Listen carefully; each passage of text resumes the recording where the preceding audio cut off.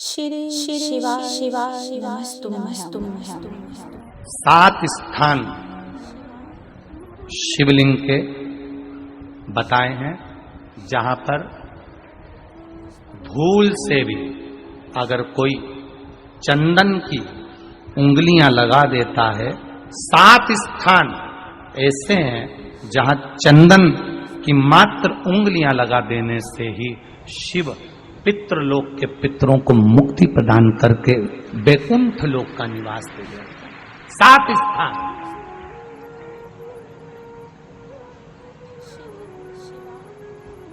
और वो 7 स्थान जो चंदन के बताए गए हैं, पहला भगवान देवाधिदेव महादेव के शिवलिंग पर चंदन का लेपन।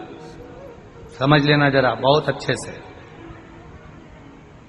आपको लगता है स्वप्न में कोई मुर्दे दिख रहे हैं, या कोई जल रहा है, या कोई मर रहा है, या कोई चला गया है, ऐसा भय लगता है। बच्चों को मानी भेजूंगी ऐसा हो जाएगा, पति को मानी भेजूंगी ऐसा हो जाएगा, कोई हमारे कोई गलत तो नहीं कर रहा है। आपको लगता है 7 स्थान चंदन के बताए महाराज। पहला शिवलिंग, दूसरा जहां गणेश जी का स्थान है, मालूम है ना सबको?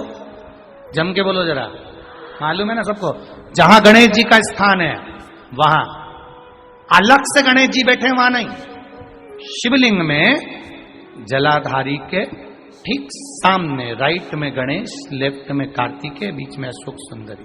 तो पहला चंदन बाबा के शिवलिंग पर, दूसरा गणेश जी पर चंदन की उंगली, तीसरा षडानंद कार्तिकेय पर चंदन की उंगली, चौथा अशोक सुंदरी पर चंदन की उंगली, पांचवा जलाधारी पर चंदन की उंगली, छठा जो शिवलिंग का जल बह रहा है इसके ठीक विपरीत की ओर चंदन की उंगली, और 7वां चंदन नंदी के मस्तक के ऊपर जो 2 सींग लगे रहते हैं उस पर चंदन की उंगली।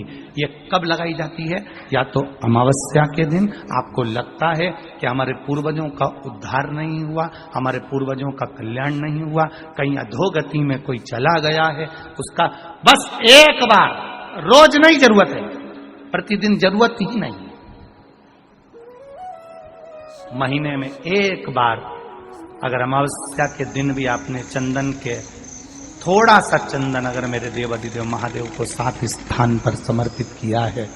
अशोक यहाँ पर वर्णन कर रही है, मैना, धन्य और कला की कथा कह रही है।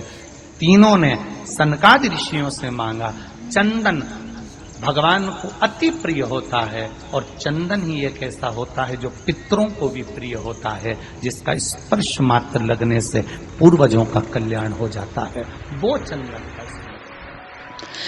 श्री शिवा नमस्तुभ्यं।